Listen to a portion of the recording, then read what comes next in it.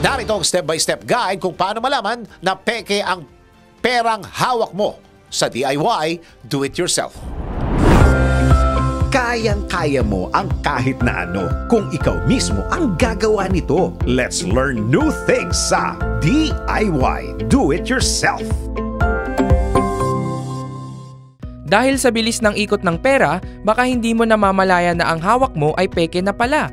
Kaya nagpaalala ang Bangko Sentral ng Pilipinas sa publiko na maging mapanuri sa mga perang matatanggap. Ayon sa BSP, malaki ang maitutulong ng ultraviolet light device sa pagche-check ng pera. Ngunit kung wala ka naman nito, narito ang mga alternatibo. Una, dapat magaspang kapag ginawa ka ng naka-emboss na imprenta sa perang papel.